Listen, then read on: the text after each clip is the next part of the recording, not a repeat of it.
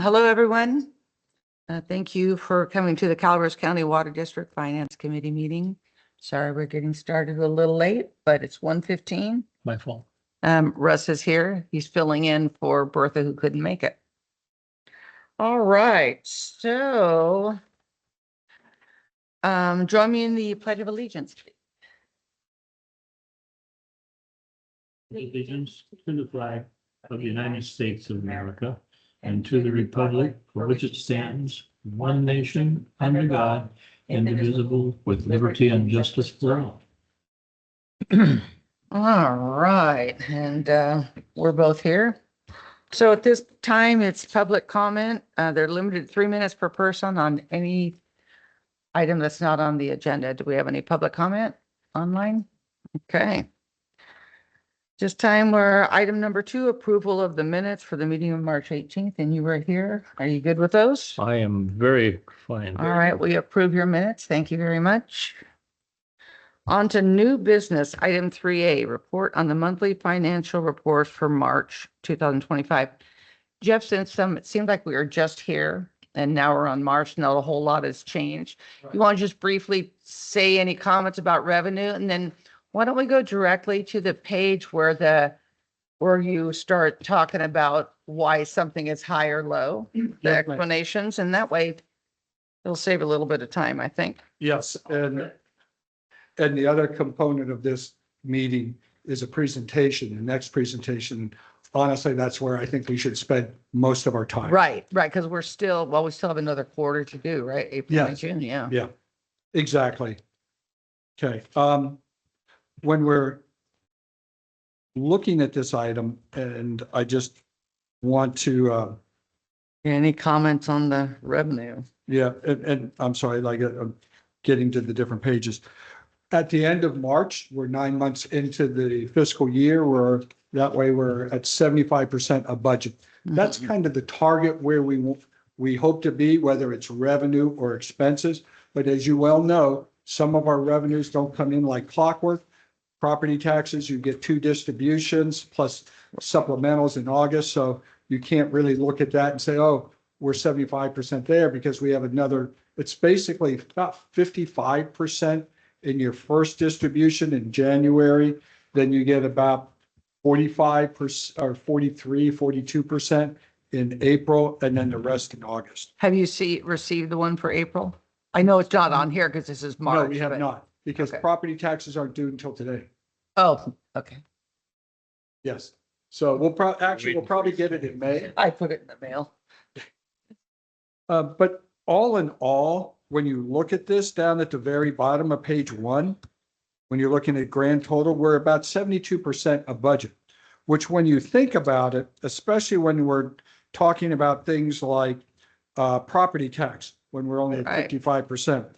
Some of these are rental revenues, and that's based on GASB. We don't get that until the end of the year. We're in good shape revenue wise. Exactly. So I think we're in pretty solid shape when it comes to operating revenues. Mhm. Very good. Excuse me. There's some smaller things, and one thing that we have here is the top of page 2, delinquent account charges. That we've been working with Kelly on that, and she's going to talk about some of the aging reports, and that could be a good opportunity for her to dive a little deeper. But we just started mailing out customer notices, delinquent notices, but we're not charging just yet. It's more of an education to find out if just prompting them will get them to pay. And when we look at this item, it said for item 3C, that's an area where we can dive into delinquencies, the aging report, and where we are, because it's the discussions we've had internally point to that we may have to revisit some of our processes right now. Sounds good. As I mentioned previously, rental revenue, that's a GASB item that we won't see until the end of the year. Standby fees, they come in the same way as property taxes do. So we're a little bit low on that, but we should be fine as we get on to closer to year end. And non-operating revenues, those are, we receive reimbursements from NCPA and MID for the fees that we pay to FERC. We pay them, they reimburse them. And there's still a few outstanding, so that should come up to budget. But most of those get paid early in the year. Russ has a comment. Did you say that Kelly Richards is going to talk about this delinquent account? Mhm. She's going to talk Situation. about that and the aging report. Okay, This is your aging part right there. all right. Okay, thank you. Okay. When you're looking at page 3, non-operating revenues, as we talked about in the past, we're no longer getting R&R, capital R&R revenues directly from our rates. So that's why you see basically zero under 2025. That's actually now folded into regular operating revenues. Property tax, this is, when we're looking at this property tax, that's what goes into the interest reserve fund for our special project fund. So we're fairly close on where we need to be. We'll get another, I'm sorry, I misspoke. We'll get the property taxes in May for the April collections, and then we'll see that one go up as well. Grant revenues, that really is based a lot, mostly on our CIP program. As we get reimbursed for that, it falls under non-operating revenues because it falls into the category of reimbursements for capital programs, not in our operating funds. And that flows again with how our projects are going. We have the West Point Wellesleyville consolidation project. We have the water supply project in West Point. So those are things where we're getting reimbursements for. Oh. And expansion funds, we're not too far behind from last year, but things tend to pick up a little bit more in springtime, early summer as the building season comes around. Yeah. We're hoping that we do see an uptick in that, but I don't think we'll hit the 2023 level. There's just a lot of volatility, I should say, in the market these days. Mhm.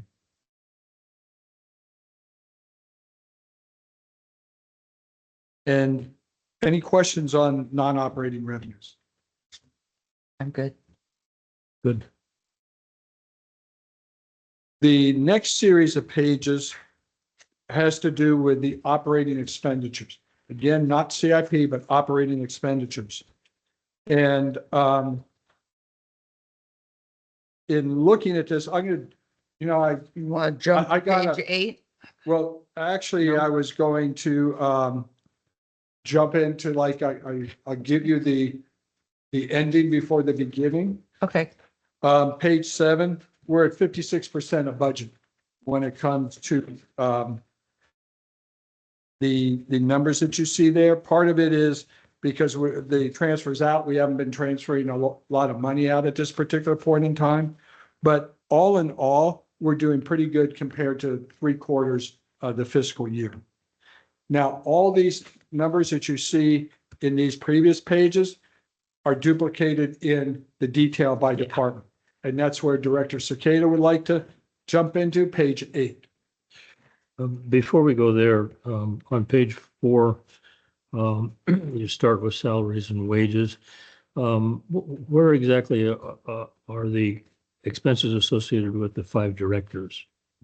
The salary or the stipends and that sort of stuff. That on fall- Which I'm sorry, go department? ahead. Page 6, there's a direct, I separated the director, that's how we used to. Page 6 on its own. Yeah, Y15 director cost towards the bottom. Yeah, right down there. Okay.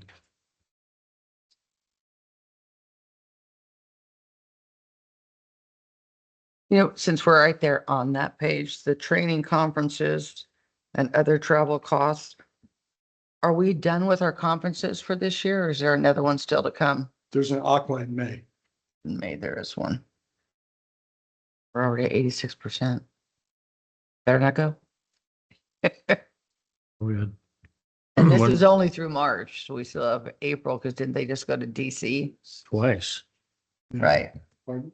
See, so when I see this stuff, Pardon? because, most of the board members have already been to an Aqua One and DC, and if we're hitting this number and we're gonna go over, I should say that we shouldn't go in May. I, Staff should go, right. but we, I don't know how many board members are going to Aqua. However, generally, what you will see is registration has already been paid, so those numbers may be reflected in this Mm. March. What about hotel and stuff though? Yeah, Because that's I usually, understood. I was just trying to look at going forward. Yeah. You have travel, you have hotels, meals, and registration. And I believe registration is included in these numbers. just something to think about, I Sure. think we should, but I think that I'm right on this, but since Director Ratterman is a representative on the insurance, the Aqua JPIA, his registration fees are paid by those folks, I think. That I have to. that would be check nice. Then only be you and Jeff, because I'm not going and Bertha won't be going. Okay. A new person might, but see, a new person on the board should be going. Well, that, You know, yeah, that's That, probably. that's a little close before. Yeah, The right, second week in May. right. Aqua. Yeah, I'm not gonna be going, but Okay. Right. yeah, just something to consider. Thanks for pointing that out, Michael. I hadn't noticed that, but good. And I have to say that I contributed to that large number by going to DC. Should I give, Yes, I should I give know. the money back? No. And honestly, some of this Depends, we have to- DC work, especially when we're talking about hydro and FERC and all that, is fairly new to us. And we're probably going to continue to make a significant investment into that part of our business. So we'll probably be adjusting our budget for next year. Oh, yeah. To accommodate. Yeah, Michael was telling us about the hydro and the electric, generation. Yes. Yeah. You, Director Cicada, you talked about page 8. Yes, is that where you want to get started? Certainly. Yeah. You can just go over those comments, I think, unless Director Thomas wants to pull something. Well, we can all pull something. Part of the, some of these are recurring. We talked about the HVAC for those costs that were unanticipated. Service maintenance contracts and claims are over. We acknowledge that, and we're looking at that, trying to monitor it, and we'll probably have to add a little bit more money into next year. Some of these claims are related to the implementation of AMI and AMR, putting in the new meters and such. Insurance Go ahead. costs we're over budget for that. Director Ratterman was able to provide some direction for us for next year as to what we can anticipate for cost increases. We don't do an insurance plan based on our fiscal year and then have that info ahead of time, or no? What it's No, gonna be? because some of it starts the premiums aren't due until October. So we don't So have. it doesn't renew until October is what you're Yes. saying. Can you adjust it to renew at each fiscal year? We may have to pay a little bit more, whatever, to align it with your budget. Yeah, I don't think Aqua will change that. I mean. Oh, this is Aqua. This is Aqua JPI. JPI for our insurance. I got you. At our last board meeting, Scott sat there and talked about a 6% increase in this or that. Did you That's what remember what he said? in fact, I can share that with Yeah, I didn't write it down, but. you. He did send me a text. Okay, where'd you Nice to have go? people on the end. What's that? It's nice to have people on the inside. They can, Mhm. let's give us that. There we go. Liability program renews on October 1st. And it's going to be expected to be flat or slightly increased. Property programs get renewed on July 1, and they're looking for 10 to 12% increase. Wow. Yeah. Yeah. And workers' comp also renews on July 1, which makes sense because that's related to salaries Right, and the benefits. power, yeah, payroll. And that's going to be going up about 3% Is that due to claims or just overall going up because? because of that. Gotcha.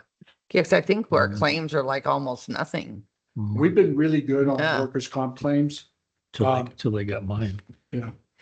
Yeah, but there's gonna be exceptions. You know what, as we're looking on page 8, so the mini split, that went into the shop area over there? No, There. that's here, ops headquarters. Why do we Two. need a mini split? What happened? The server room. For the server, the Room. computer. Yeah, for the IT server room, Gotcha. because it failed and you Okay. can't have a hot computer. Right. Hmm. Okay. For the IT. That runs on a separate thermostat. Okay, makes sense. Yeah, and you got a lot of them now, apparently, right? Okay, I'm good with 8. How about you? Perfect. Next Okay. page. Department 54, utility services. Let me. You want to go reverse- back? Yeah. Go back to 8. Well, on that service maintenance contracts, is that inclusive of the service, like janitorial service for this building? No, janitorial actually has its own line. And that item, one's going up too. With And the that's little going over, up yeah. too, No, this because we is, had to get a That's- new provider. that Tyler, you see, that's just the accounting stuff. Okay. Yeah.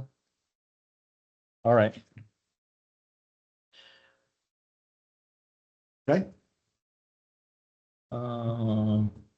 Yeah, that answers my question. Thanks. Page 9. page number 9, utility department. In the past, we've talked about CTO payouts, and that's when an employee elects to get comp time instead of overtime or PTO, adding in PTO, and they can get paid off on the comp time.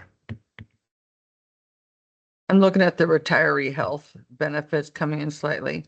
This is for retiree. We don't know that in advance No, either. Or- what that is, that's not the retirees portion of it. That is the program, because a couple years back, I think you remember, we changed our program for those who, they can That either payout. stay in the existing program, opt out, or new employees do not get benefits for life. They get a monthly per paycheck stipend that goes into a retiree health savings account. And Oh. that varies based on which bargaining, not necessarily bargaining group, but your data. So that is the health savings account Yeah, for people that have not retired yet. correct, because there's Okay. two, yeah, exactly. Future retiree. Future retirees. Or if just HSA savings, that would be, That's different. This is retiree health savings versus health savings account. yeah. Okay, I understand it. Thank you. You're paying into it prior to them retiring or Yeah, they're we give getting money their to own them and and they put it in there. yeah, what's nice is it's Okay. portable. So once they're Yep. once they're there and they retire or they move on, they still have that money they can use for future retiree medical costs. Got it. I do remember that. Thank you.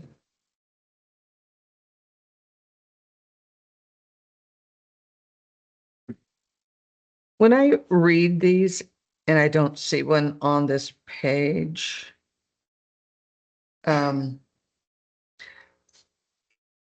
sometimes it just says, I know, we'll watch it. But most of the time you do put a reason as to why it went up, the uniforms changing, vendors or whatever. Right. But there was a couple that I didn't see a reason, and I'd like to have a reason if you have one, other than, it's just coming in higher for no particular reason, other than it just is. Like sometimes like with a copier, you had to buy that copier, Sure. right? So I'm looking for those. Anytime you have a reason, put it in there, and it looks like you do, but when I see one as an example, I'll show you. And that's really just only in your notes section.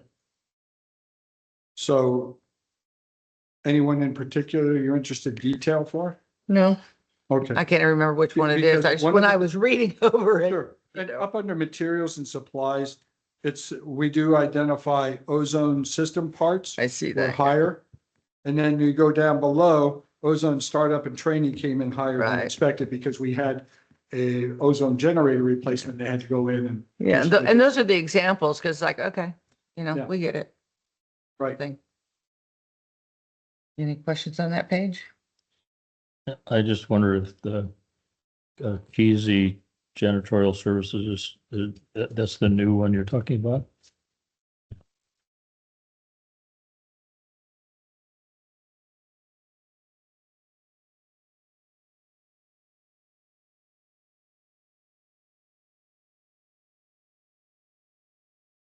The rest of utilities, there's items under vehicle equipment. We've had more repairs and more costly repairs on some of our equipment, including back-ons and other repairs. State water and sewer fees, we try our best to estimate what the state's going to do, and then they turn around and jack them up even higher. Yeah.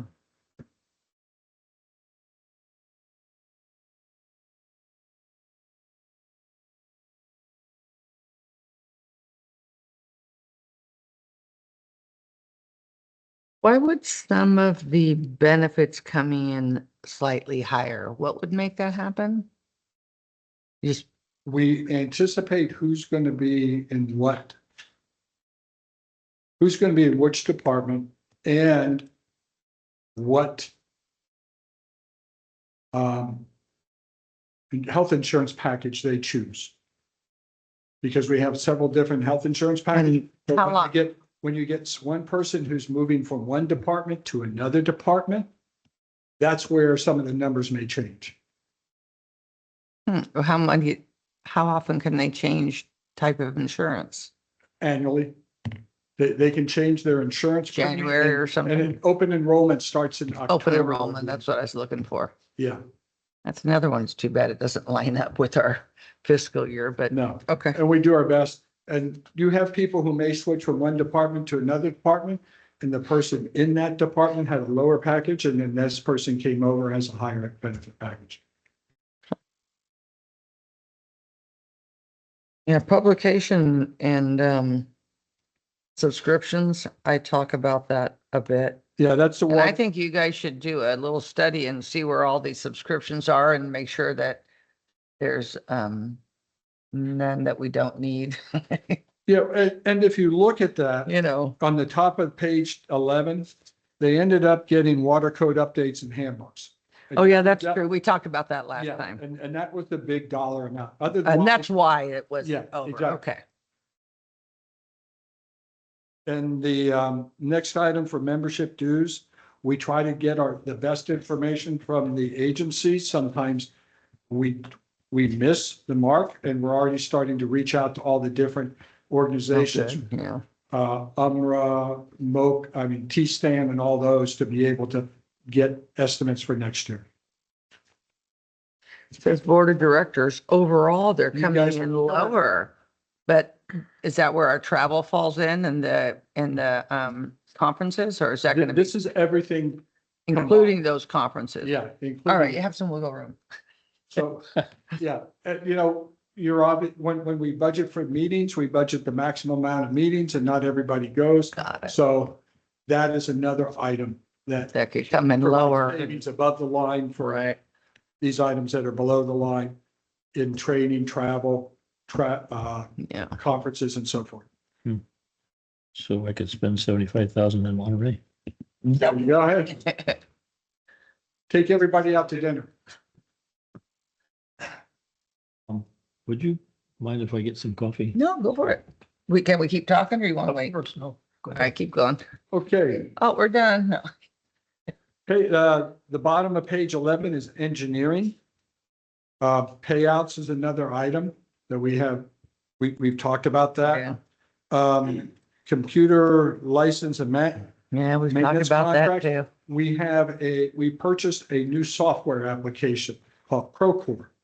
And Yeah, it that's a helps good one. engineering work with the contractors for billing, invoices, and tracking the project. You know, if you wouldn't mind, like maybe for the finance meeting on like these, the computer license maintenance contracts, if you can have them listed, which they probably would be in the green sheets, but kind of have all of them listed. And if you guys do that exercise, then you might go, oh, maybe we don't need this one still, or Yeah, whatever. and I agree with you. That's what we do. And I actually worked with Dylan and Kelly R. And we went through all the different Oh, programs. good. Dylan met with each of the individual department heads, went through their needs. So we've really pulled things back. Nice.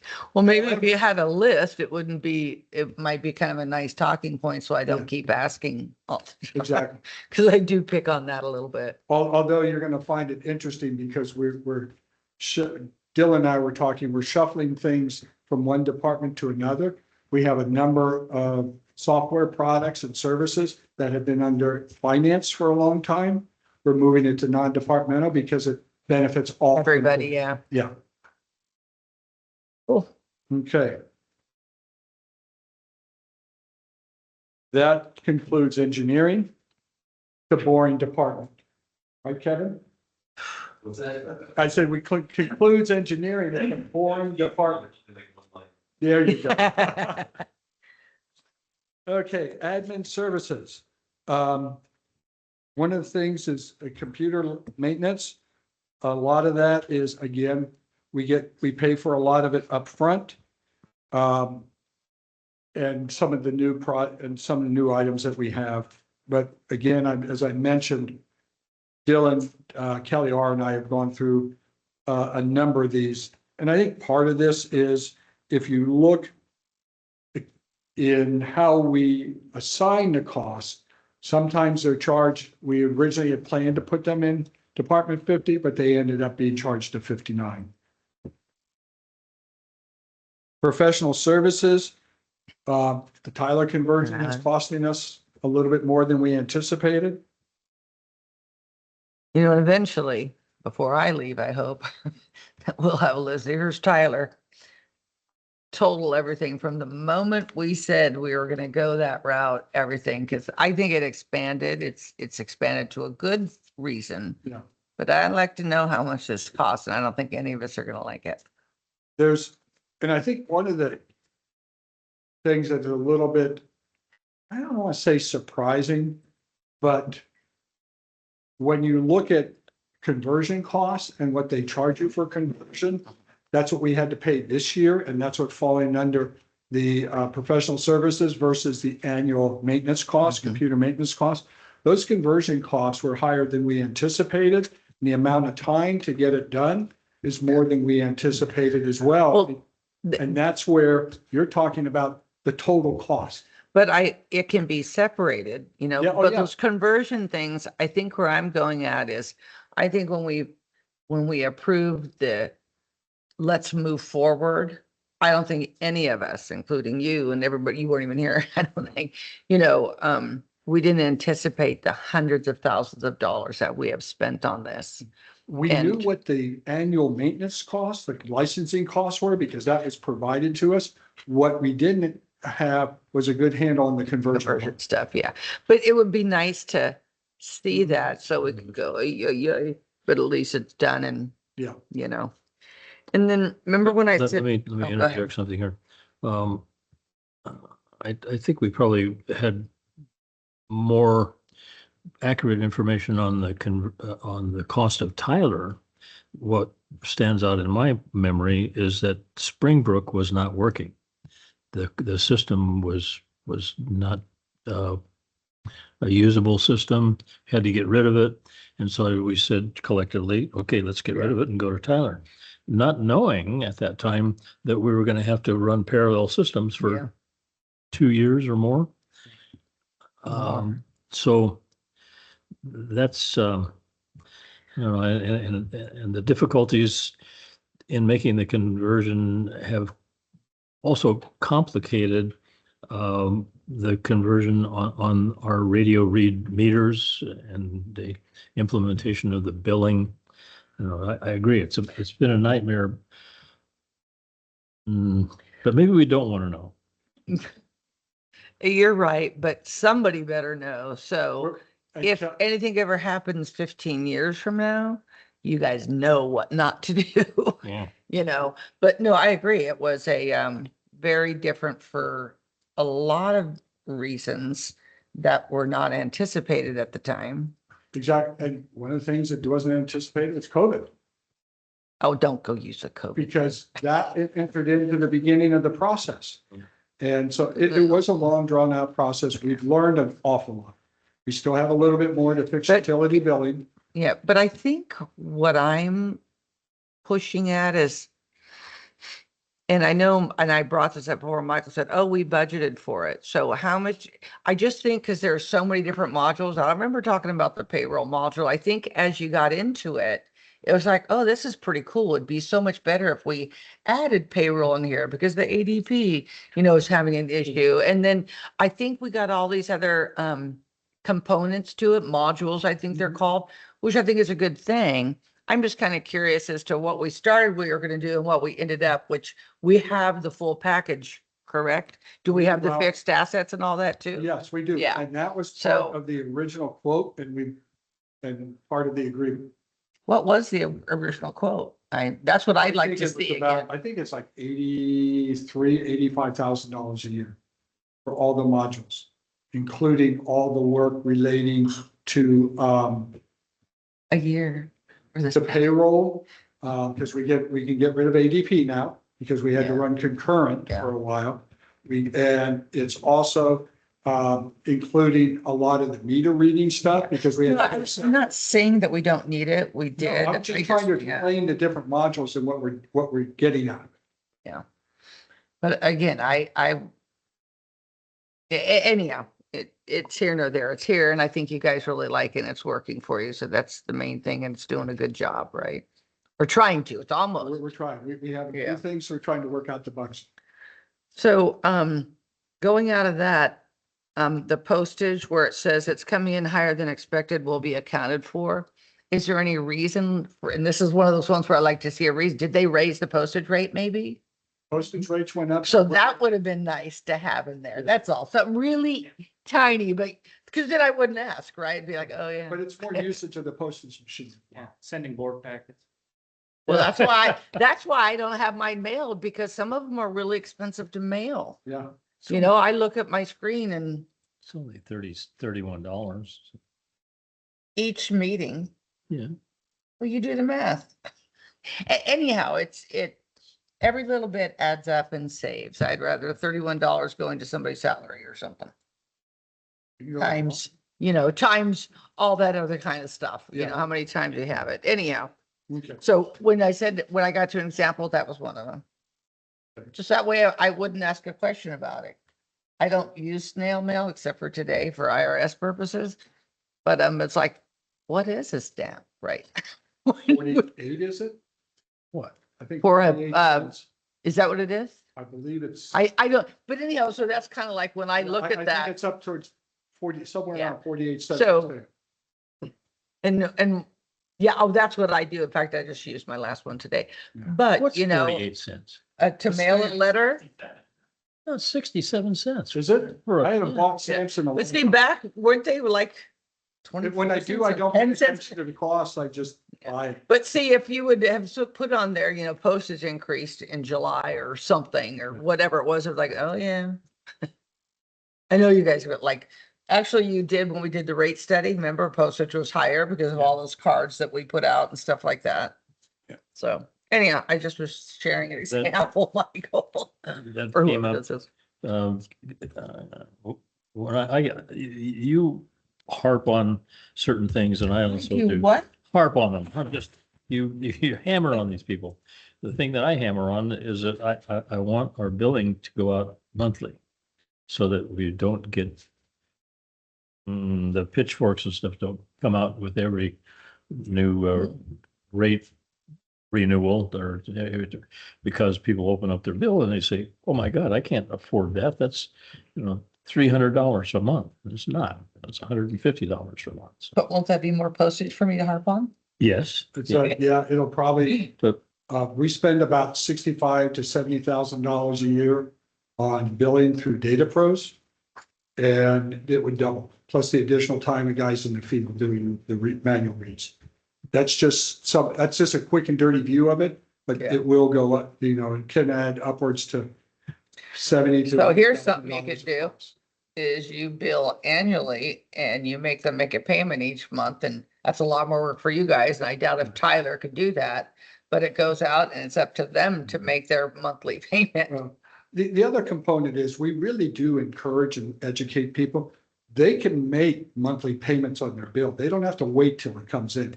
But I do understand what they're looking at and go, oh my goodness, this is, it's a big bill, but a lot of times they don't connect it with being bi-monthly versus monthly.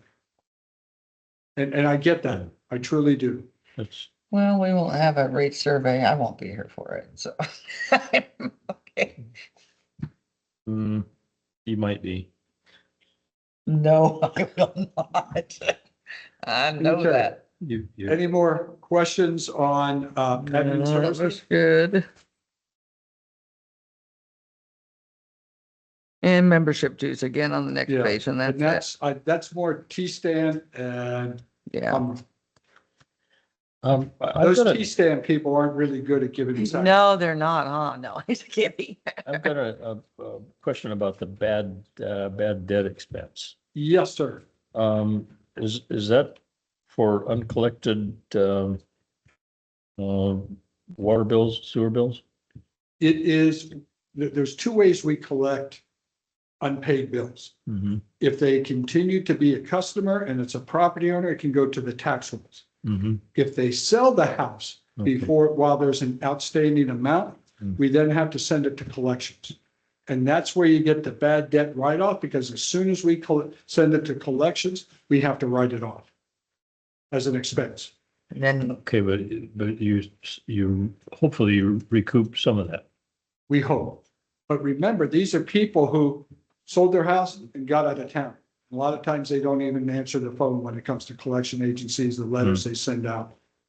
It's Okay. not a very efficient way to get our money back. it's too bad you don't know when they go to list something, because then you put a lien without them being behind? I don't think That so. now, Yeah. exactly. It's a difficult situation at best.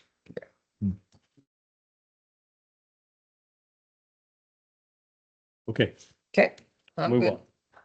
Page 13, and that looks membership and dues. That's it. Okay? Anything else you want to talk about on the No. finance report? Me either. No, I think I mean, it's just as information only. kind of Yes. thing. because I really would like to get into the next item. Do you have any other If possible. questions? Mhm. You have questions or no?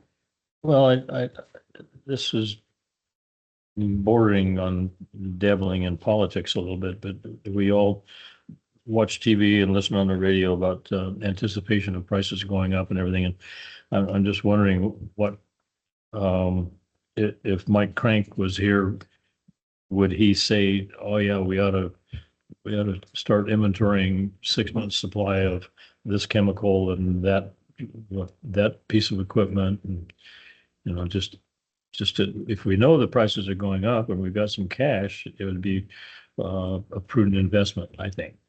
I know ops already does that for chemicals. They buy bulk early in the year, so that's why you see some of the prices going up.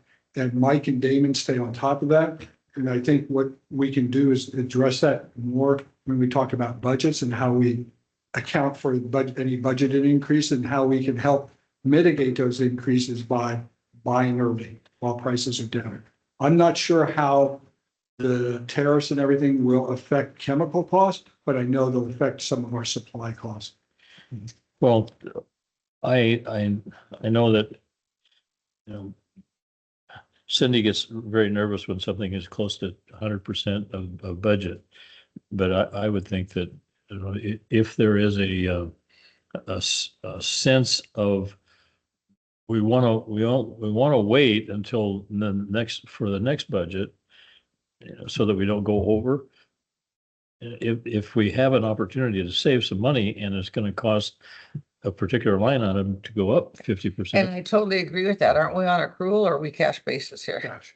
Oh, okay. Yeah. Well, either way, but Yeah. that would make sense because you may pay more in this budget, but the next budget will be less. So it's gonna, Yeah. I don't mind Penny that wise, stuff at all. pound But foolish. what you should do if you have to. So can I trust that those discussions are being conducted? Mike is very good about this. Mike and Damon especially, they work with Jesse on chemicals and the different items that we Okay. acquire. There's some things that are just gonna be on your control. Getting back to that uncollectible debts, have you ever considered sending Pat Burkhart out to talk to people? Ooh, that's a good idea. Huh? That's right. Yeah, with that debt expense. Well, yeah, we're gonna talk about this one here in a minute, but yeah, that would be nice. Let him go knock on the door going, here's your bill. He's a big guy. You know, and I'm sorry, we should have moved this next item to the beginning. I'm sorry. But you have to sit here and listen to all of our stuff. Can we get Pat in here? There we go. That'll finish off the nice. Oh, man. All right, here we go. Moving on to item number 3-something, 3B. 3B. And that is the discussion direction to proceed with tax exempt bond financing of various water capital projects. Okay, here we go. Yes, ma'am. The 5-year CIP identified a number of projects that we are going to be looking at, as its name implies, over the next 5 years. The engineering committee and then the board reviewed those and adopted the 5-year CIP. Part of the financing of that and I'm talking just about water at this particular point in time.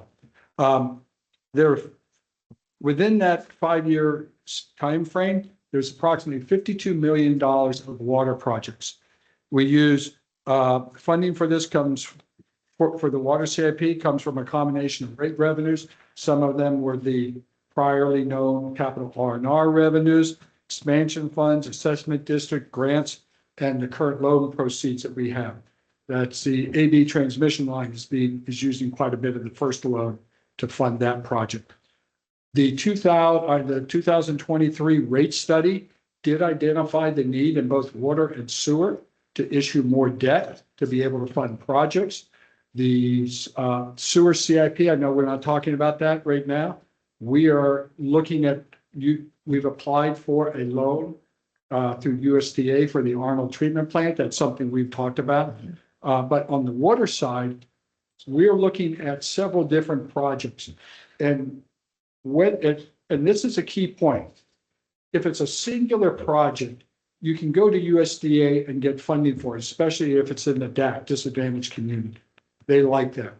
But when you're looking at multiple projects, they don't do funding for that. It's a singular project. So that's where we have to go out and issue debt, whether it's public offering or private placement. And within that 5-year CIP, we identified 3 projects. Currently, we're looking at the Lake Tulloch Intertie project, Copper Cove Zone BC transmission pipeline and pump station, and the Evans Pass sawmill tank.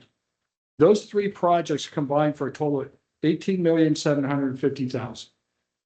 The funding that we identified for those projects includes expansion funds of $1.25 million, the old capital R&R of $1 million, and $16.5 million of new debt. That $16.5 million is what is included in the rate study, which identified issuing debt in fiscal year 25-26. Can I ask a question? It was identified. Was that included as part of the calculation for the rates going up? Yes, ma'am. Thank you. And so we're pretty much on track to be able to meet those. Now, one of the things that we look at when we issue debt is who's going to help us go to the marketplace and what type of debt are we going to issue? The debt, obviously, and we'll get into this in more detail. I don't want to steal Eric's or Todd's thunder here, but you have private placement and public offering, and they're going to get into more detail on that. But the other part of it is the team that you have. Your financing team is real critical for the success. I think we've got some really good people. people that we've worked with in the past who have delivered time and time again for the district. Eric Scriven of NHA Advisors is going to be our municipal advisor. Then we have Todd Smith of Hilltop. Todd is worked on, I believe, almost three of our deals with the district in financing. And then we're also going to be, before I wrote this report, we were looking at bond counsel, and Eric will talk about that. Best and Krieger is the firm we're selecting. You have to have somebody who understands issuing debt and bond counsel, and that's why you need to get good people. And our current general counsel, they don't. have No, they anybody- do not okay. do, I know it'd be the case. I think Yeah. they're really good. yeah, no, So, general counsel does not do bond counsel. That's very Okay. specific. Okay. And so what we're asking you, and this is more of an educational item in front of you. Eric is going to go through the different financing options. Todd is going to give you an update on the current market conditions, which have been all over the place, especially with public financing. And then eventually, we're looking maybe May 7th to bring this back to the full board for concurrence and direction. There are costs associated with issuing debt, whether it's private placement or public offering. Those costs do not come out of our operating budget per se. They're rolled up into the financing. It's rolled up into the annual debt service. For the costs, it can range from 230 to 430,000, depending upon if it's private placement or public offering. One thing that when you say, oh my gosh, it's 430 for a public offering, you have to also understand that not only do you have municipal advisor fees, regular underwriting fees, bond counsel, you also have underwriter discounts, insurance, surety bond costs. Those help increase the cost on the public offering. what were the fees when we did that last bond financing? We got a great rate. We're currently working on that one. What were the fees on that one? Remember how good that whole thing came out? I believe Right. it was 180,000 to 200,000, Okay. 200,000. Now, was that Sure. public or private? That was private placement. Okay. Hearing you mention the board meeting on May 7th, I think that I recall that you're not going to be here. Is that right? I'll be here for that That one. one? We leave the 12th. Okay. However, I will not be here. Okay. Okay. The reason why it's important to move this forward is this gentleman on my left. Not this one, that one. Kevin Yeah. Glasses. We have a project. We have a project that we are looking at, and I believe it's the Copper Cove one, that we've got a 90-day window from the bid, and the bids were open March 5th, I believe it was. So we have 90 days from that date to be able to get them going or ask for an extension.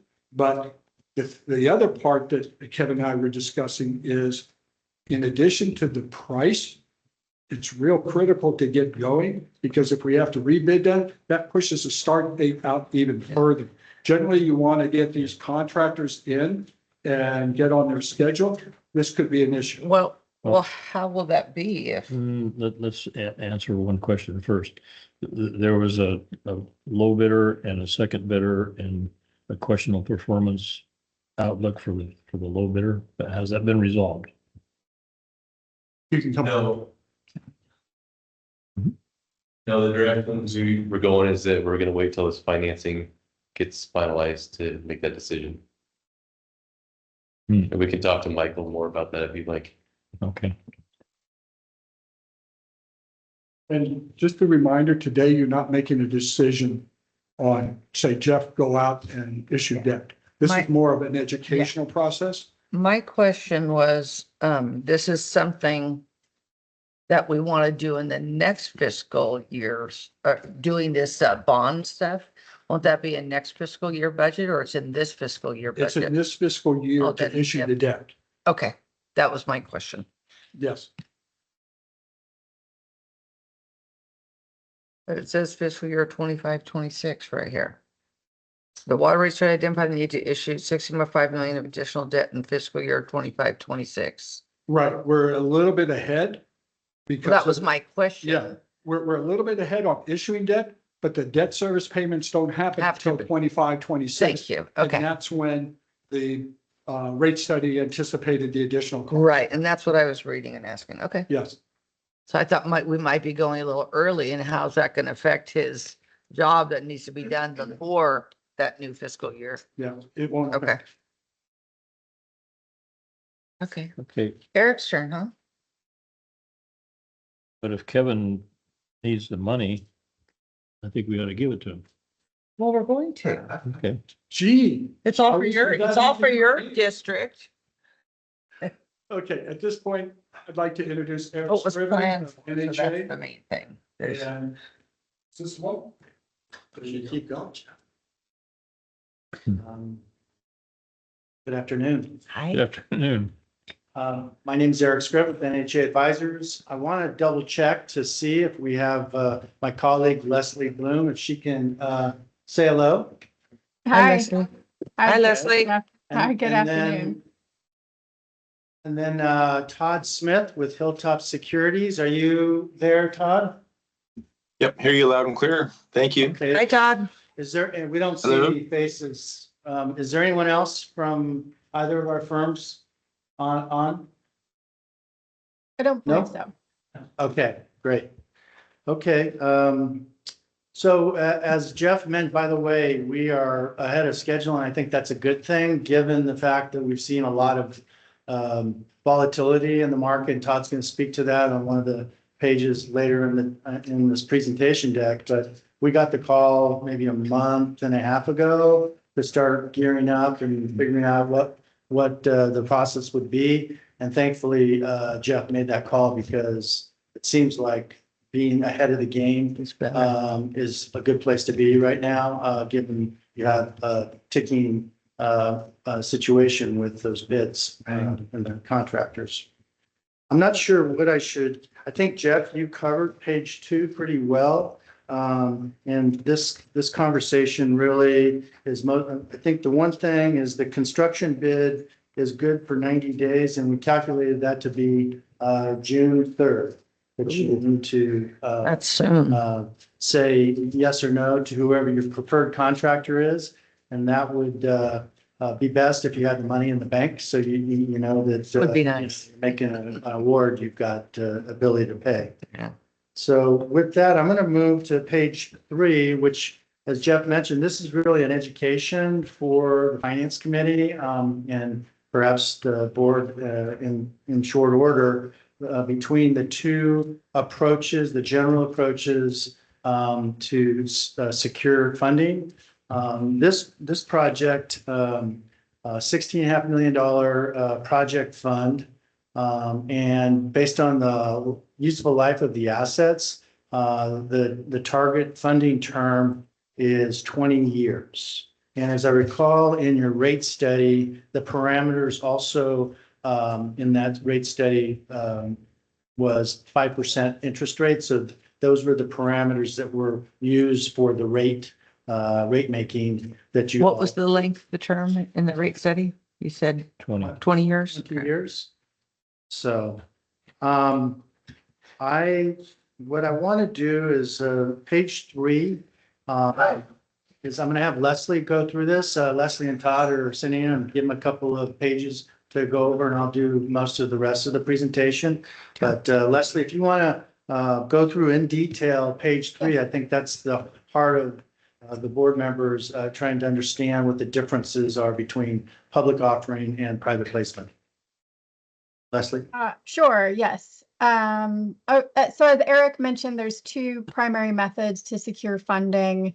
The first we refer to as a public offering, and that involves selling bonds through the bond market to multiple investors. The second is what we refer to as a private placement, and this is securing a financing through a single investor, generally a bank. All of your previous water loans were completed as a private placement, I believe. So in determining the optimal method to secure financing, one of the considerations is looking at the balance of, what provides the best interest cost, the flexibility, and the timing in which you need your funds. So in the table here, we outline details of each method in the form of advantages and disadvantages. So I'll just go through each. Looking at the table on the left, public offering. Public offering generally takes about 90 days to complete, sometimes sooner, sometimes longer. The advantages of a public offering include that the issuer will benefit from longer termed options. Again, we can take this longer than 20 years, can also be completed 20 years or sooner, and sometimes can have lower borrowing cost. I'm sorry, is there a question? No. No, okay, sorry. Sometimes can have a lower borrowing cost, and by that we mean a lower interest rate. But the dynamics of which method offers a better interest rate is often shifting. The disadvantages of a public offering can be that it requires a public credit rating. There's a disclosure document which can take a fair amount of time, and generally cannot be prepaid or refinanced for a period of about 8 to 10 years.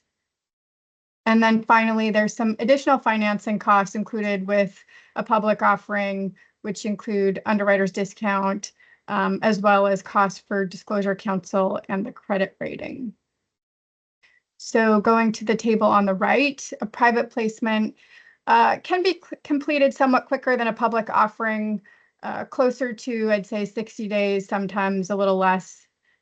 The advantages of a private placement include no public credit rating is required, no disclosure document or official statement is required.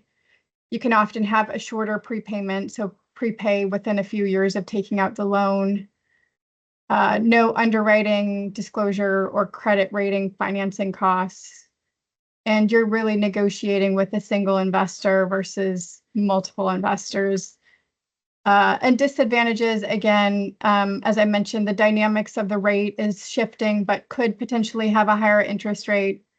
And then limited amortization, which in the case of the district, I don't think that this is a problem since we're really looking at the 20 years. Any questions? I'm good. Yes. We're good. Thank you. Leslie, you want to just summarize the current comparison while you're on a roll? Yeah, absolutely. So here we have run numbers of a private placement versus a public offering, and Todd can really jump in on the rates that are provided here. But looking at the two options, we're really running 20-year financings under both scenarios. The rate that has been provided for a private placement is within the range of public offering. So, we're showing debt service here of a little bit less than the public offering, just given that the public offering has that range. So for this particular loan, it would be approximately annual average debt service of about 1.37 under a private placement, or 1.39 under a public offering. Those shift daily, so these are just current estimates. In total, debt service for a private placement would be about 27.4 million, with public offering over the term of the loan at 27.8 million.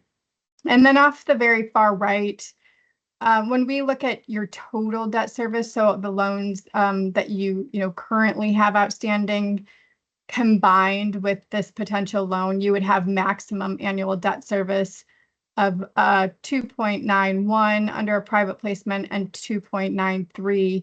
And what that does is really drive your rate setting. So there's a requirement in all of your loan documents that require your net revenues to be at 125% of your combined debt service. So this would require you to have net revenues of 3.64 million, or about 3.7 million.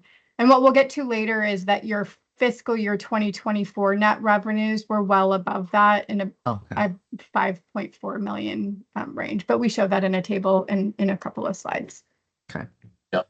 Yeah, thanks, then our Leslie. I'll current debt add maybe ratio, just a real too. quick, Eric. I would just add for some color on the interest rates. If we had this finance committee meeting 2 weeks ago, that the private placement or the public offering just would have shown as being probably 50 basis points better in terms of interest rate than the private placement. But given the current market moves we've seen in the last week and a half, you can see that, and these are updated rates. Just wanted to comment on that. So we got updated rates from private placement banks and from as well as updated public offered scales from our desk. So interesting, right? That we're almost on top of each other right now. But I just wanted just to highlight Leslie's comment that that rates are changing every day, and so this it could be different. It'll likely be different tomorrow. Yeah. Yeah. So get on. Any questions on this slide? We're just gonna Yeah. move along. Yes. Well, I think Leslie mentioned it at the tail end of the last slide, which was coverage is important. You made a covenant on your 4 outstanding transactions that you would meet a 125 coverage factor. And just to show it graphically, you can see your 4 transactions in the bars at the bottom. That dotted orange line is the required coverage that you need to have net revenues, which is gross, less all of your maintenance and operations to create a net revenue line item. And that would need to be at a minimum above the dotted lines there. Your net revenue figures, most recent audit figures is the solid orange line. So that gap between solid and dotted is really your capacity. So you're looking good. But let's get to the specifics. The next slide really kind of gets into the particulars. Since the public offering and private placement transactions, as of yesterday, I think Todd recalculated all the figures yesterday, are very, very close, about $21,000 difference on this proposed 2025 loan. Really, these two left and right are very, very similar. But I think the point that we're trying to make here is, and Jeff made it earlier as well, is that there is capacity. The rate study assumptions that were made in 2023, 5%, 20 years for about $16-17 million of projects. What is being proposed and where we're sitting right now in the market, we're within that envelope of the rate study. So that's good, I think, is really good. But this graphically shows that the dotted line, even with the addition of the proposed debt for 2025, either private placement or public offering, because you can see that they're layered on to your existing debt, are still well within the envelope below the solid pledged net revenue line items that you have, about 5.4 million. So for both of them are about $3.65 million, the coverage factor. So you're little under $2 million of cushion. So looking good. So page 7, any questions on that? I'm good. Okay. Got something? Eric, I do have, maybe going back a couple of steps here. On page 4, this comparison of the private placement and public offering, there's an annual, average annual aggregate debt service. That's what it's going to cost us annually to borrow at a rate of, say, for private placement, 4.60% annually. I mean, that's the. Yeah, that column you're looking at, the aggregate, that's the combined with your existing four transactions plus the new debt. So does that make sense? Yeah. That adds the existing 4 deals to the proposed 2025. So you can, again, those are all each, the public offering or private placement, these are only $21,000 difference. The two rows. And then you can see that the coverage factor on the right-hand side, the net revenues required are what we showed on page 6. So that's our current loans plus an Correct. anticipated one, total Okay, debt service. all right, right. Yeah, I was thinking that if that was a debt service on Just for one loan. 16 million, that's Yeah, pretty high. yeah. Yeah. Okay. Page 7, we're going to flip back to Todd Smith, Hilltop Securities. There, I mean, it's pretty interesting, but a little scary what's going on in the bond markets these days. Maybe a little more color on how sticky the banks have been as well, Todd. Oh, yeah. No, sure. Thanks, Eric. And yep, we're on the slide now. So before I get to talk just directly on the slide, we can talk a little bit about, just provide a little additional color on sort of the private placement banking direct placement market and how many participants we have in that market and kind of what's transpired over the last few years. In addition to that, as Leslie had mentioned, that the commercial banks for direct purchase lending versus publicly offered banks, it's like a pendulum. It swings around, and so sometimes sometimes it's more advantageous to do private placements just on interest rate wise, not taking all the other considerations that that we went through on slide 3 for the advantages and disadvantages. Just kind of focus more on rates. But so they do swing often, and we do find at times that it's clearly in the favor of a private placement, and we do find at times that it's clearly in the favor of a publicly offered transaction. We've seen in the last week and a half, we have seen the municipal market has had its worst market, and including equities, since COVID, right, hit in March of 2020. And so, what that really translates into in terms of interest rates, just over the last week, we've seen the 10-year Treasury go up 49 basis points. We've seen the 30-year Treasury, this is all during the week of April 7th. We saw the 30-year Treasury go up 47 basis points.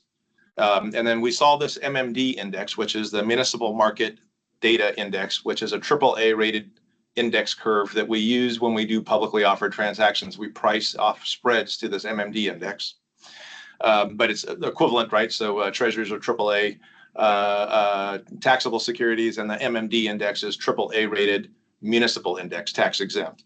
But we saw that the 10-year MMD index went up a total of 69 basis points compared to 49 for the 10-year Treasury, and the 30-year MMD go up 65 basis points compared to the 30-year Treasury.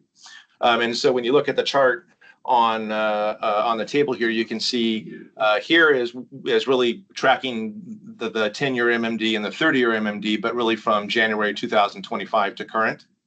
And so what I just kind of mentioned over the last week, you can see the spike on the far right hand of the graph. The good news is, I think there's some good news at the end of this, we got into Monday and Tuesday here of this week, and we've started to see some stability. So just on Monday, and you can see our slide cuts off at 410 there. So really starting on Monday and carrying into Tuesday, we've seen MMD decrease about 15 to 20 basis points. So meaning rates going back down. So you'll see that graph starting to drop again, which is a good thing. And then we've also seen some relief in the 10-year Treasury and the 30-year Treasury as well. So what that is really telling us, and I think today when you look at the actual MMD read, they're very small movements, 3 to 4 basis points lowering in yields, which is is some indications, and the same thing, the Treasury has been relatively flat, a little bit of movement and so forth, but it's indicating that maybe we're getting some stability in the market, which is a good thing. That's what issuers like, and obviously buy side folks like as well. But I would just anticipate that going forward, obviously up through our pricing and or of the transaction, actually assigning interest rates, that we will continue to see some volatility. We just need to be able to manage that. One thing that was pointed out briefly on one of the earlier slides, just related to private placements and related to publicly offered transactions, but I think it's worth just pointing out again here is that, one advantage to a private placement is that typically when you get your term sheets from the banks, in that process, your interest rate is fixed. And you typically have that fixed through closing. And when you do a publicly offered sale, your publicly offered bonds, your interest rates are not assigned until you actually market the bonds to investors and then run an order period and then have an executed bond purchase agreement, which typically happens about 2 weeks prior to close, whereas you can typically lock rates on a private placement somewhere closer to 30 days, 30 to 45 days before close. Okay. So you can take some of that interest rate volatility out of the market with a private placement. Any questions on that? I'm good. I'm- Okay. Yeah, I understand. Thank you. That was good. I think the last slide here, well, second to last, just a little bit detail on the timeline. And as had been mentioned on page 3, Leslie covered it.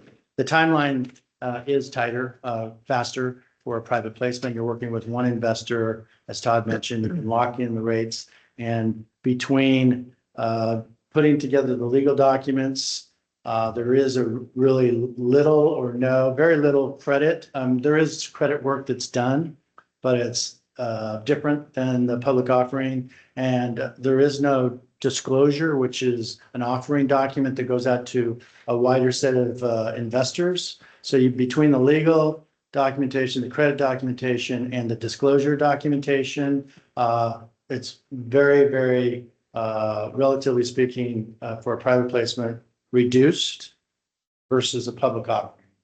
The trade-off you'd like to see on a public offering for that hard work and staff time that goes into it as well is a clear benefit on interest rates, a lower interest rate.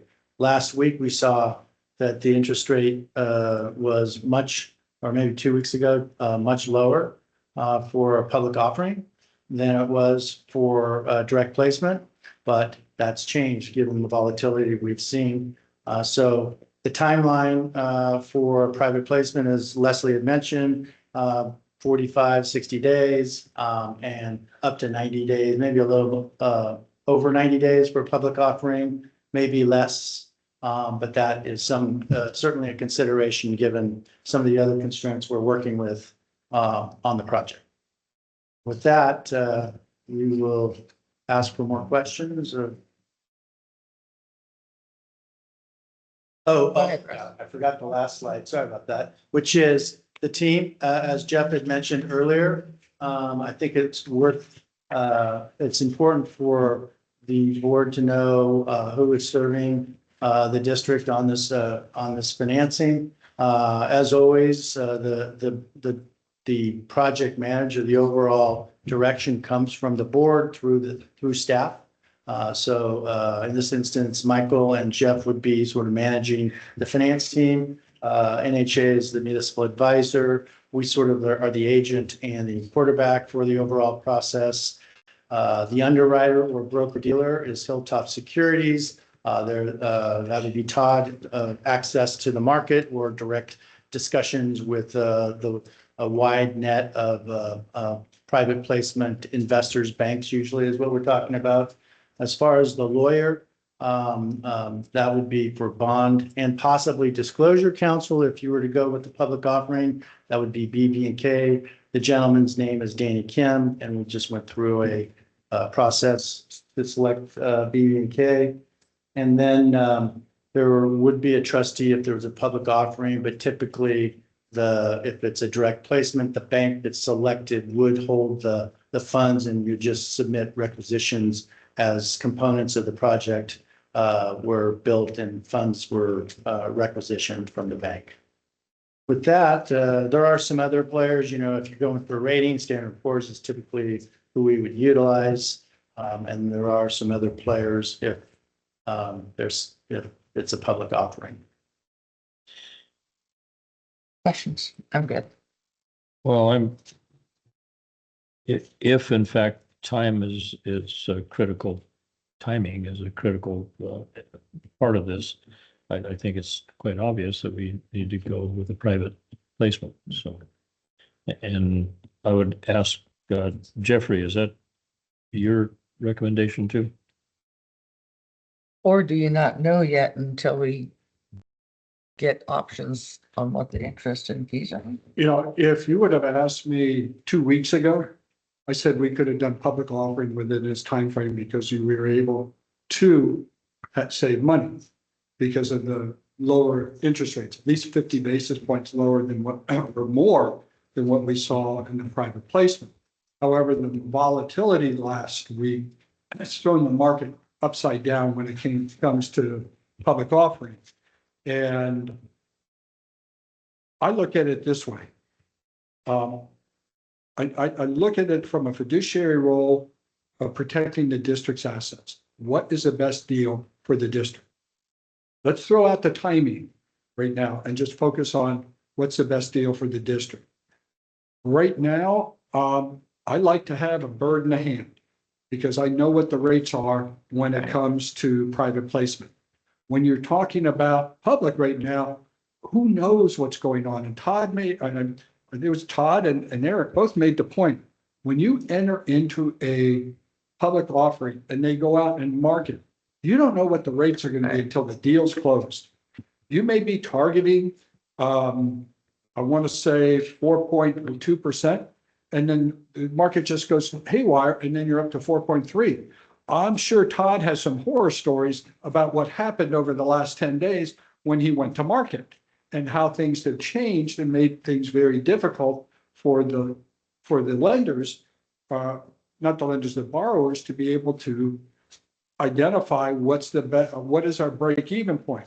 Because those items that went to market last week really got hammered, because that's where the volatility came in the bond market, which raised interest rates so much. So my fear is we're in a area of volatility for quite some time. And I think it could very well be here if we go public and we need that money. I'll have a little, let's say we go to market in June, middle of June. Do I know where the interest rates are going to be? No.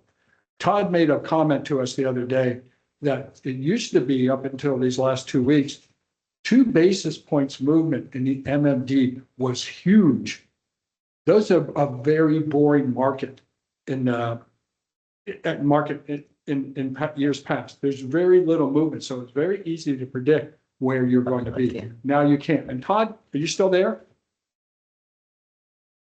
Yep, I'm here. Sorry, I just took myself off mute. Yeah, I'm here. Yeah, that's a good point, Jeff. And that is, the market movements we've seen in MMD, really the volatility that has been created there. It makes it tough to predict. And so it was just kind of going back to Jeff's comment that sometimes having a bird in the hand in volatile markets is a better deal than playing than taking interest rate risk, right, for that period of time. And again, stabilization in markets is what people like, and not pricing deals in volatile markets. That's what we try to avoid if we can. Did you want us to make a recommendation on which way we want it to go? If I could jump in here real That what quick. they're Yes, sir. asking of us? Then yeah. Who's that? Go ahead. Somebody jumped in. Who's that? Yeah, sorry, this is Michael. Sorry I couldn't be there in person today, but to Director Cicada's point, and Jeff mentioned this too, we're not looking for a recommendation necessarily today. And I also think it's important to point out that, timing is a consideration, but I don't think it's the critical consideration here. We want to make sure we're making the best long-term decision, not based on the immediate project in front of us and the timing of that project. We can navigate that if that timeline has to change based on what the best long-term financial deal is for the district. So I think that's where we have to maintain our focus is the best long-term decision. And we're not in a place today to make that recommendation yet. And so if we're, not in a place to say that, would there come a point when you are ready to make a decision, you're going to be looking at like what you just showed us today, but perhaps 2 weeks, and then we would kind of see what's going on. But I mean, I agree with you. If it was today, it'd have to be a private placement, I think, because I wouldn't want to do, like I say, no bird in the hand kind of a thing, man. You're just don't know what you're getting. Exactly. So, Well, And if I'm sorry, Director Thomas, go ahead. that the bird in the hand has two applications here, as I see it, because if this one $9 million project has to be rebid, it could come in $1 million higher. Yeah, that's Yeah. one of the considerations we got to look at. Yes, and as Michael alluded and I mentioned, we're looking at the long-term viability of the district. We got to protect its assets, but we also have to be cognizant of this particular project. I think just to let you know, we are moving ahead and talking to banks to have get an what idea. they talk about, a credit rating, a term sheet. So if it comes down to, if we come back to your board on May 7th to discuss this, Todd and Eric will be able to provide you updated numbers on the market, on public offering, and then also where we stand on the private placement. We're kind of running, at this point, running kind of parallel tracks to make sure we can go one way or the other without a delay. So as of right now, this is coming to the board May 7th. That is the plan. Correct. Can you, and I don't know if it means anything to anybody or if I even need to know. I'm curious what our rates are, interest rates are on our current debt. Yeah. Well, I know, I think one is like what, 1 point something or what, I'm just kind of curious so I could have a little comparison of, Our two- and I don't know how important that is for anybody else or even me for this matter, but, It is, but it also puts into perspective the volatility yeah. of the market. But when we closed this $19.6 million loan for the water CIP in June of 2022, Mhm. 2.92%. Yeah. And the sewer was 3.28, somewhere along those lines. And if we closed one today, it would be in that 4 point something in the Yeah, chart. Yeah, 4.5 range. I mean, give or So- take, yeah. But you have to realize too, we got that loan at 2.92%. It jumped right after, Already yeah. climbing Yeah. because the feds already are starting to adjust for inflationary factors. They were increasing the discount rate, which ratcheted up rates across the board. So that environment is no longer here because the feds they dropped their discount rate a little bit last year, but they're really on the sidelines now until they figure out what all this volatility is going to do So, to. so I have a question on, I think it would be you, Eric, because well, anyhow, whoever. Let's say that we had this crystal ball and we knew all the tariffs were going to be coming in and all really good. What would that mean in the interest rate? Would it go up or down in the years to come? Let's say we knew everybody accepted, let's say there's zero tariffs, right? What would that do? Does anybody know? No, that's it. You Okay. know, Well, I'm just I- wondering on history, maybe Todd has an opinion on that, but Yeah, we opinion, we that's don't know. People are selling treasuries right now, even though usually that would be a flight to quality when there's a lot of unease and uncertainty out in the markets, but they're selling treasuries right now. So there's other things that are going on. One thing I think that's not mentioned often enough when you do a transaction is we're talking about best rates and terms, best rates and terms. And one of the key terms in any transaction, in my opinion, as the advisor for our clients is how long are we stuck with this deal? Yeah. If you've got some optionality, if you've got an ability to prepay at no penalty, Refinance. or even with a little bit of penalty, those are things to scrutinize. And I think as Todd and Leslie noted on several of the slides, the direct placement usually is a little bit more ability to negotiate that and create some of that optionality. The typical 10-year term for prepayment on a public offering, you can narrow that down, but not, you're gonna pay a little bit of rate penalty. Right. Yeah, we're going into And I the market on another transaction right now for another city and trying to understand because don't necessarily gotta raise the money for projects that you gotta do. But how long are we gonna be stuck with this, this debt. Yeah, Stuck is not probably the best word, but I mean, right. you know, having the ability to prepay it is pretty darn important. I was gonna say, I have that as a priority. I think it is a high priority because if they drop, we can refinance like we have done in the past. So, okay, cool. Thank you. No crystal ball, but I have an idea. Any other questions? Nope. I think we're good. Thank you. I love the education. Thank you, directors, and I look forward to coming back and talking about this more with updated information. Yeah. All right. Thank you. It was Todd and Katie. Leslie. I didn't write Leslie on there. Thank you. Yep, thank you. Thank you. All righty. Okay. So that was interesting. So we're going to move on to 3C, but before we Thanks for can, being may here. I take just a quick Thanks. 3-minute Thank you. break? Okay, let's go to Mhm. recess for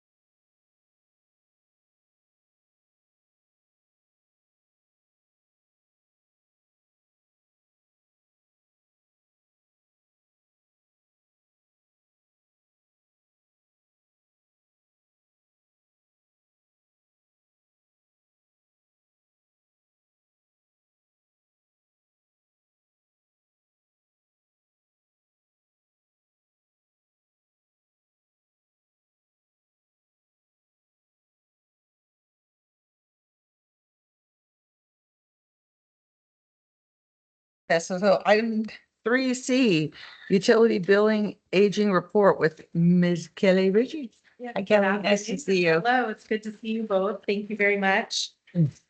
I am back to report on our utility billing aged receivables. And in front of you, you have a very large document that is detailing where we are with our cycle 1 billing and our cycle 2 billing. So with cycle 1, we're specifically referring to the Jenny Lynn service area, Valley Springs area, La Cantena, Gold Creek, all of that area. That's cycle 1? What's that? This is cycle 1. Okay. Then we have Copperopolis included in that as well. We Mm-hmm. have Wallace, and we have West Point and Wilseyville included in cycle 1. Cycle 2 is going to be everything up Ebbets Pass. So the dividing line might be Highway 49? Pretty much. Pretty much anything up, Pretty yeah, much, right. Mhm. yeah. Anything up the pass from Highway 49 is cycle 2. Yeah. Anything, Well, except for West Point's right, Russ Point and In one, Wilseyville it's the are only- included Oh, in it is? cycle 1. oddball. But Okay. what I wanted to illustrate for you both today and you know, in moving forward is to show that we have quite a bit of delinquency occurring, primarily in our cycle 1 group as opposed to our cycle 2 group. So what was requested at the last finance committee meeting was to maybe give more of a kind of drilled down version of what we're looking at as far as delinquency, number of accounts, kind of break it down, residential, commercial, irrigation. And then we're also looking at the billing cycles and what is still outstanding from the last several billing cycles. So if you'll take a look at the cycle 1 chart at the top in orange, you'll see I went back about 4 billings. I'm looking at 4 billing cycles, and then anything 8 months plus is very difficult at that point to determine what billing cycles it's coming from. Right. Those, if you'll recall from the last finance committee meeting, those amounts in the 8 months plus delinquency column are going to be eligible for the annual teeter or UB delinquency process that we have with the county. Taxes, yeah. So much of what you see there is going to be eligible for reporting. Now, we do have collection efforts in place that we do in-house before it gets sent to the county. So we do tend to be pretty successful with that, but we have seen an uptick in the last several years with how much of that delinquent amount we are reporting to the county through that teeter program. Looking again at cycle 1 at the current column, we're looking at the bill that just went out for March.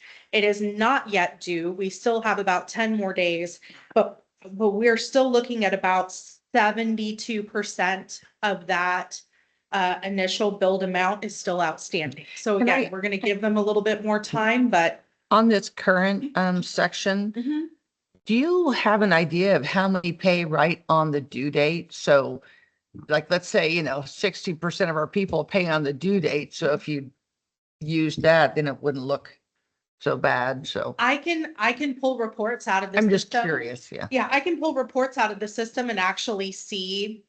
So one of the things that I used to do at my last agency, because we were in the thick of COVID, payment activity was a huge focus of the board, right? Because there Cash were flow. moratoriums on shutoffs, there were moratoriums on evictions for renters. And so people weren't paying rent, they weren't paying utility bills, all of these things, right? So we were tracking this on a daily basis.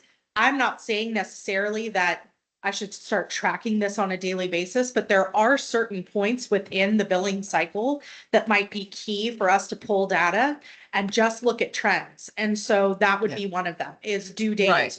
And see how many are actually paying on or before the due date, or actually just Right. on the due date. On the due- So So like on your auto pay, do they usually, is another question, is it usually paid on the due date? for most auto pay? customers that are enrolled in auto pay have a payment date of the due date of the bill. So how many of your customers in that cycle are on auto pay? That might save you some step. If you knew that one, then Right, you could say, okay, 25% or whatever. right.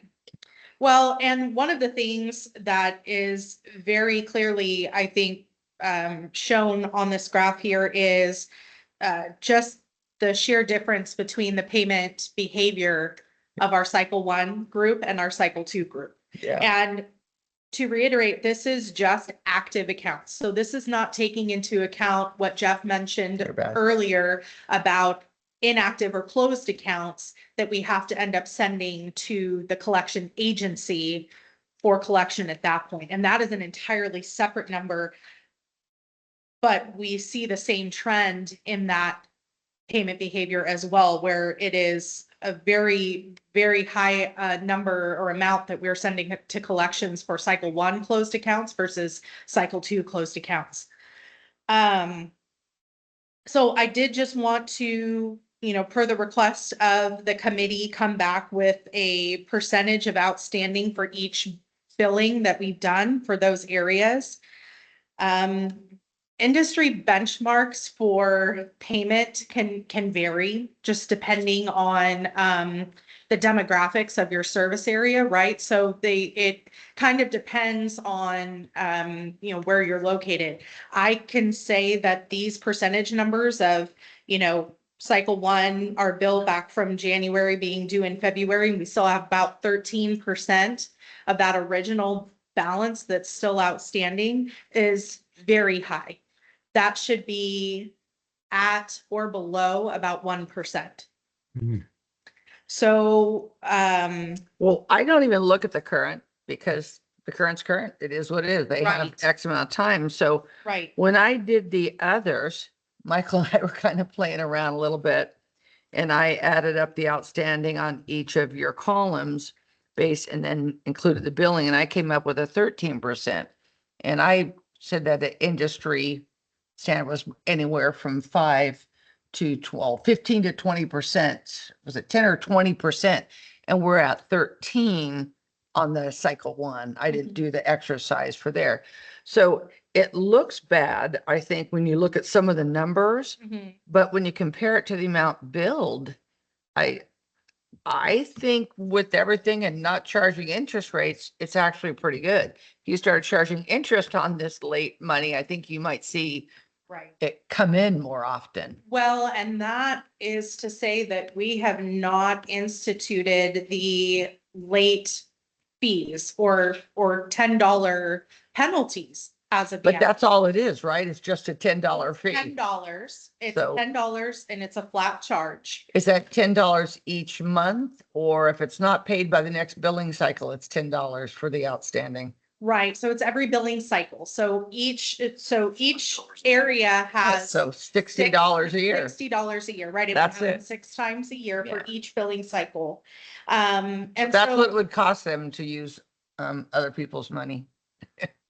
So that is, to me, is the real lesson here that we got to work on. well, and I think the biggest takeaway for me in being in the industry and in billing for utilities as long as I have, when you don't have a mechanism, and I know punitive is not a great word to Right. use here, but if you don't have a mechanism in place that essentially holds the account holder accountable for paying their bill on time, you're going Have to a run minor, into this. yeah. And so agencies now are having to get very creative with how they're looking to sustain, the revenue coming in, because this is a huge part of our operations and maintenance, Yep. revenue that goes towards, the district. So if we're not collecting here, that is ultimately going to have effect on Absolutely. how we operate and also what our rates end up becoming during a rate study. So- This chart is amazing and hopefully it wasn't that difficult. Were you able to just kind of export it to Excel or did you have to hand in? Oh, no, I had to do. And see, all sorts that's a of- yeah. problem because then there's, data entry errors, but if you Right. could next time, Mhm. so today with the current, it's current, but our next meeting, if you could just do at least the current one, compare where we are next meeting to the current and see how much is collected of that 1.7. I'd be happy to do That would be that. kind of a cool I thing. definitely do not have to go in depth like this every Yeah. time. I wanted to be able to show that we are able to, drill down if we need to. Yeah, But I would like to keep it more high level unless something comes up that you as directors would like me to maybe dive a little bit deeper on. But I do think that focusing on the activity trends and the payment trends is going to be really important to determine where we go next with the delinquency process. How much time or bothersome or whatever, if we just did a current and 2 months, only the 2 columns or something? Oh, You know, absolutely. I That can might, I would can that keep be it- quicker and whatnot? Absolutely, very much so. Because that'll be kind of, because that's really the Mhm. bulk of it usually. You Right. know, that first, and monthly it's at 60, 90 days kind of thing, but that'd be cool. I think this is awesome. It gives me an idea of what's going on for sure. Right. And Well, and again, just to paint more of a picture for the committee as far as, looking at this month over month, Mhm. as we're starting to review this more closely and determining again, what to do next as far as, accountability for the revenue coming in. And- So, even if you didn't want to do it for finance, if you did it for one meeting for the whole board, and it could just be in there for info only, and if they wanted to pull it for discussion like a consent Sure. item, it might be interesting to let the full board see where you're at. right. And I'm happy to do that. I coincidentally have a customer service update coming up at the next board Oh, meeting. So I perfect. might be able to incorporate that in. This is absolutely, necessary for us to keep an eye on, especially as we move forward. Yeah. And in being cognizant about our relationship and our, agreement with the county and that teeter process. Yes. Because like I said, I think, right now as it stands, everything is okay. But I'd just like to have a little bit more practice internally on our own collection activity Yeah. before, sending that elsewhere, whether it be the collection bureau for closed accounts or the county for the teeter. And if Michael, you're still on, I know we've talked about getting the late fees changed to an interest and where we're at on that. And then if like your next meeting, when you have a customer service report, do this exact same report, don't change it, just use this, but update the 2 columns Sure. for just, that would be kind of cool, but don't redo any of this, just present that to the board. And then only update where we are. That would be interesting. Great. I'm happy to do that and can answer any questions that you might have about I thank where you we are. for and where this. we're I going. think Okay. it's awesome. I like seeing this kind of stuff better than the budgets. But anyhow, do you have any questions or comments? We need to talk offline. Okay. I'm here. Okay. Thank you very much for today. Thank you, Kelly. I appreciate that. All right. We haven't been saying anything about public comment. Is there anybody online? No, then there hasn't been. Okay, good. That takes me a little while, huh? How about the general manager? Is he still there? Michael, you still with us? Okay, so let's move into item 4, Director of Administrative Services comments. I have no additional comments. Thank you. Is Michael on? Okay, no general manager or director comments and future agenda items, Mr. Thomas or Director Thomas. Well, doggone it. I wish I would have had a little bit more forewarning about having to be here today, but That would have been nice. Yeah, sorry about that. And thank you for showing up. it's okay. I want to amend my lack of general manager, Department of Admin Services comments. Thank you, Director Thomas, for showing up. It was very important to us and to Right. people who presented today for you to be here. Thank you. It is really nice. Thank you. It's my job. That's right. So that's your comment. Yeah, that's all. All right. And my comment is thank you again, everybody. And thank you, Mr. Thomas. And You're welcome. Kelly, it was nice because I had 15, 20 minutes to be sitting here looking at this. So I was able to play with the numbers a little bit. So, and maybe something like this quarterly and those 2 don't, It ought to be daily. well, on some computer accounting software, you could really easy without doing anything in Excel. Okay, so it looks like the next meeting is May 20th. I will not be here. So you're going to be here, Russ, with who? Or are we not gonna have one? Maybe. Did we talk about that? Not having one? Yes. Okay. Oh, And so you gotta figure out who's gonna be in that. We can discuss. I could say I can call in and listen to all of this. I just couldn't participate because I'm traveling for fun.